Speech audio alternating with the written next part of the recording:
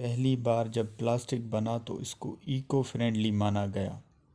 یہ زمین کے اندر ہزاروں سال رہ سکتا ہے۔ 300 ملین ٹن پلاسٹک ہر سال بن رہا ہے۔ مائکرو پلاسٹک انٹارکٹیکا سے غیر آباد جزیروں تک موجود ہے۔ 2450 ارب مائکرو پلاسٹک سمندروں میں موجود ہے۔ نکاسی کے گندے پانی کے کیچڑ میں مائکرو پلاسٹک ہوتا ہے۔ فرٹیلائزر کے طور پر استعمال کرتے ہوئے اسے زمین میں ڈالا جاتا ہے۔ مائکرو پلاسٹک ان سبزیوں میں زیادہ ہوتا ہے جو زمین کے اندر ہوتی ہیں۔ یورپ مائکرو پلاسٹک کا عالمی ذخیرہ بن سکتا ہے۔ انسانی خلیوں پر مائکرو پلاسٹک کے زہریلے اثرات کو دیکھا گیا ہے۔ سن 1907 میں پیلکن نامی آدمی نے پہلی بار پلاسٹک بنایا۔ اس کے بناتے ہی یہ کچھ سالوں میں پوری دنیا کے بازاروں تک پہنچ گیا۔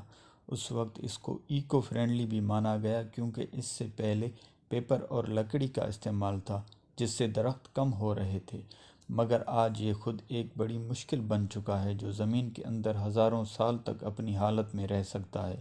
دنیا میں ہر سال 300 ملین ٹن پلاسٹک بن رہا ہے اور اس میں سے 17 ملین ٹن پلاسٹک سمندروں میں جا رہا ہے۔ آج دنیا کے ہر حصے میں مائکرو پلاسٹک سرایت کر چکا ہے، چاہے وہ انٹارکٹیکا کی سمندری برف ہو یا غیر آباد جزیرے ہوں یا پھر سمندر کی گہری گہری کھائیاں ہوں، یہاں تک کہ ان کے اندر موجود مچھلیوں میں بھی یہ موجود ہے۔ لگ بھگ 2450 ارب مائکرو پلاسٹک کے چھوٹے چھوٹے اجزاء سمندروں میں موجود ہیں۔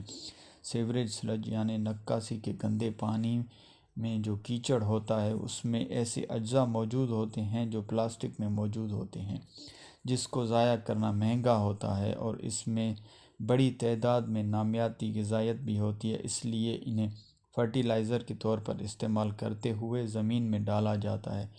مگر مائکرو پلاسٹک زمین میں موجود رہتا ہے اور ختم نہیں ہوتا۔ صرف امریکہ کی تقریباً 2 کروڑ ایکڑ زمین اس مائکرو پلاسٹک سے آلودہ ہو چکی ہے، جس کا اس زمین سے ختم ہونا بہت مشکل ہے۔ امریکہ کی ایک ریاست کو جب کھیتوں کی مٹی سے ہمیشہ برقرار رہنے والے اجزاء ملے تو اس پر پابندی لگا دی۔ دنیا کے بہت سے ممالک، انڈیا، چائنا، میکسیکو، پاکستان اور بہت سے ممالک میں نکاسی کے پانی کو ایگریکلچر کے لیے استعمال کیا جاتا ہے یا اس پانی کو دریا اور چھوٹے کینالوں میں ڈالا جاتا ہے جو بالآخر کسی نہ کسی زمین میں جاتا ہے۔ یہ پلاسٹک کے چھوٹے چھوٹے ذرات پانی اور مٹی کے ذریعے جڑوں میں موجود چھوٹی چھوٹی دراڑوں سے انہیں جذب کر لیتے ہیں جو نینو اور سینو میٹر کی سائز کے ہوتے ہیں۔ فیلکس یونیورسٹی ماربرگ میں مٹی کی ایک تحقیق میں 2 جگہوں سے زمین کے لیے گئے نمونوں میں 90 سینٹی میٹر 35 انچ تک مائکرو پلاسٹک کے ذرات موجود تھے۔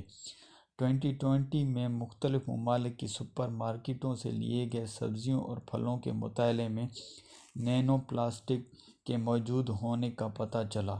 یہ نینو پلاسٹک ان سبزیوں میں زیادہ ہوتا ہے جو زمین کے اندر ہوتی ہیں کیونکہ اس کی کم مقدار پودوں کے اوپر تک جاتی ہے۔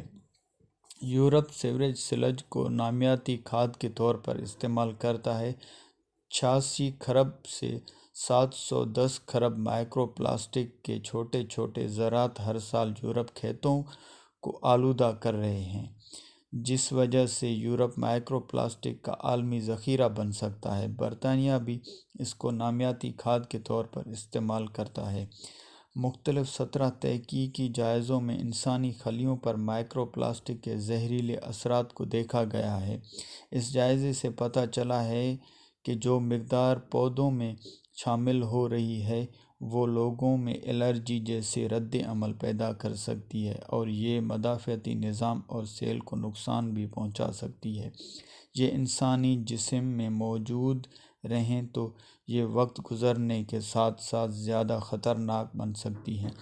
پلاسٹک میں پائے جانے والے کیمیکلز کینسر، دل کی بیماری سمیت دیگر صحت کے مسائل پیدا کر سکتی ہیں۔